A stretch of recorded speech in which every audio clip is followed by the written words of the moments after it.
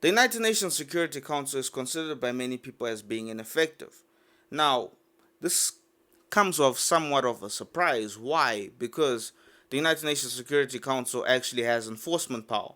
In my previous video, we looked at the United Nations General Assembly and we saw that they can only debate on matters, they have no enforcement power. All they simply do is they provide legitimacy and they can create an environment for which we understand what is the standard behavior in terms of international laws, international standards. But in this video, we're going to be looking at the United Nations Security Council because they actually have enforcement power. Why is it's still considered as being ineffective?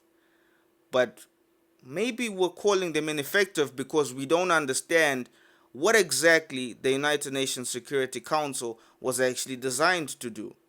We're going to be looking at this particular organ in this video. Hi, I'm Jay Chronic.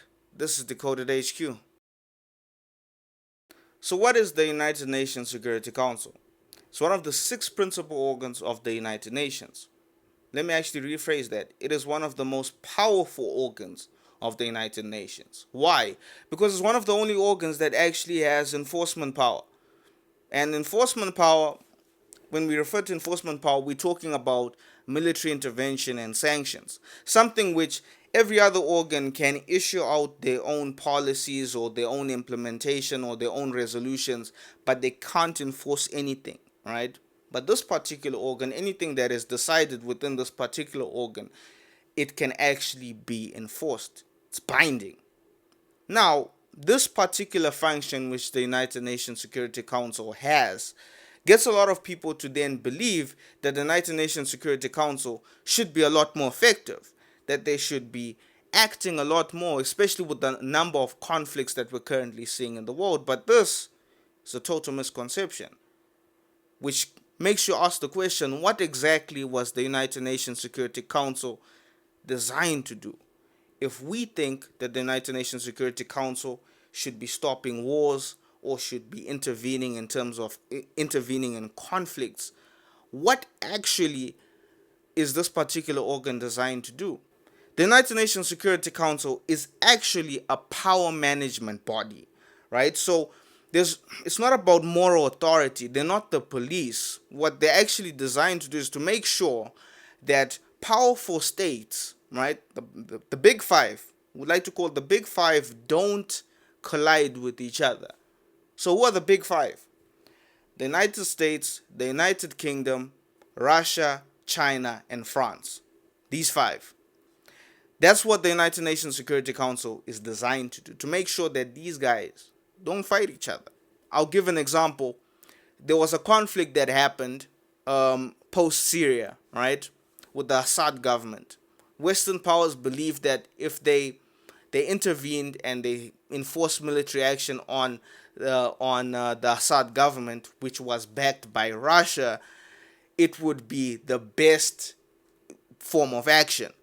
Now, Russia, obviously, because they were backing the Assad government, they were against Western powers intervening. They were against the United Nations intervening. So, what they basically did, they vetoed the decision. Now, on the surface, you're like, okay, whatever the Assad government was doing was morally bad, but the United Nations Security Council avoided the conflict between Russia and the Western powers from fighting with each other because they established that, okay, Russia is okay with the Assad government, the Western powers are not okay with the Assad government, so we don't want a situation where two of you end up, I'm saying two of you just so that you understand the example. We don't want a situation where two of you are going to fight, because once you guys fight, we then end up having a world war. You can clearly see the design of the United Nations Security Council, that it gives veto power to avoid conflict between these powerful states. And that's how basically the United Nations Security Council is built. You've got 5 powerful states, right? 5 permanent members, and they must be aligned with the decision before anything is enforced or any sanctions are enforced, to avoid the world powers from colliding with each other. Real success is not when the United Nations Security Council intervenes Its success is when it prevents Russia from fighting with the United States or Russia from fighting with NATO. That is when the United Nations Security Council is deemed as being effective. Now, you see, it's not really about morality. From a morality point of view, when you see the United Nations Security Council seeing a conflict, let's say, for example, a conflict that happened in Israel, right? We know the situation that's happening there in Israel. Um, Many a time, the United Nations Security Council, most of the powerful states believe that Israel should be condemned. And they've passed resolutions to condemn Israel. However, the United States consistently always reverses that decision. They always veto it. Now, from a moral standpoint, you're like, that's bad.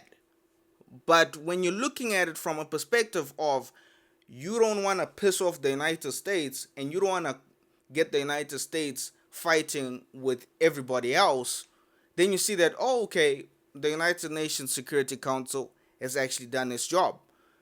There's a distinct difference between morality and what makes everything stable. And this is where you really get to see it within the United Nations Security Council.